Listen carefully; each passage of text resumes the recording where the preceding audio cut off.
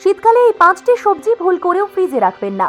সবজি সাধারণত আমরা ফ্রিজেই রাখি, তবে ফল কিছু ক্ষেত্রে বাইরেও রাখা হয়ে থাকে। ফ্রিজে রাখলে সেগুলো সংরক্ষণের কাজ তো হয়, তবে এদের পুষ্টিগুণ চলে যাওয়ার আশঙ্কা থাকে। জানেন কি, শীতে কিছু খাবার ফ্রিজে রাখলে এর প্রভাব বদলে যায় এবং সেই খাবার শরীরে বিষের মতো কাজ করে। কিছু সবজি স্বাস্থ্যের জন্য খুবই উপকারী, কিন্তু সেগুলো ফ্রিজে রাখলে এদের পুষ্টিগুণ নষ্ট হয়ে যেতে পারে। আপনি জানেন যে কিছু শাকসবজি ফ্রিজে রাখলে তাদের প্রভাব পরিবর্তন হয় এবং স্বাস্থ্যের ক্ষতি হয়? চলুন জেনে নেওয়া যাক কোন সবজিগুলো ফ্রিজে রাখা উচিত নয়। টমেটো ফ্রিজে রাখবেন না। ডায়েটিশিয়ানদের মতে টমেটো ফ্রিজে রাখা উচিত নয়।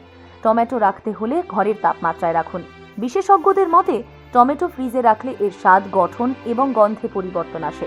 টমেটো এমন একটি সবজি যা পাকার পর ইথিলিন গ্যাস বের করে, যার কারণে সবজি দ্রুত পেকে যায়।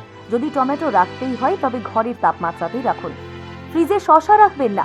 বিশেষজ্ঞদের মতে শসাকে কয়েকদিন 10 ডিগ্রি সেলসিয়াসের নিচে রাখলে দ্রুত পচতে শুরু করে। শসা ফ্রিজে রাখবেন না, বরং ঘরের তাপমাত্রাতেই রাখুন। দীর্ঘদিন ফ্রিজে রাখা শসা স্বাস্থ্যও নষ্ট করতে পারে।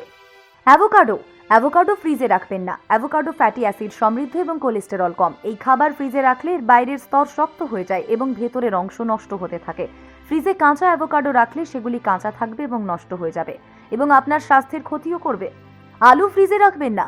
কেউ কেউ অন্যান্য সবজির সঙ্গে আলুও ফ্রিজে রাখেন। আলু ফ্রিজে রাখলে এতে উপস্থিত স্টার্চ চিনিতে পরিণত হয়, যা ডায়াবেটিস রোগীদের রক্তে শর্করার পরিমাণ বাড়িয়ে দিতে পারে। বিশেষজ্ঞদের মতে আলু ফ্রিজে না রেখে ঘরের তাপমাত্রায় খোলা জায়গায় রাখুন। রসুন ফ্রিজে রাখবেন না। হেলথলাইন রিপোর্ট করে যে রসুন বিভিন্ন উপায়ে সংরক্ষণ করা যেতে পারে, যেমন ঘরের তাপমাত্রায় বা রেফ্রিজারেটরে, কিন্তু বিশেষজ্ঞদের মতে তাজা রসুন সংরক্ষণ করার সবচেয়ে সহজ এবং সেরা উপায় হলো আপনার রান্নাঘর। সাধারণত রান্নাঘরের তাপমাত্রায় রসুন সংরক্ষণ করলে এর প্রভাব পরিবর্তন হয় না এবং এটি স্বাস্থ্যের জন্য উপকারী। ভিডিওর এই ইনফরমেশনগুলো আপনার কাজে লাগতে পারে, তাই দ্রুত খুঁজে পেতে টাইমলাইনে শেয়ার করে রাখুন।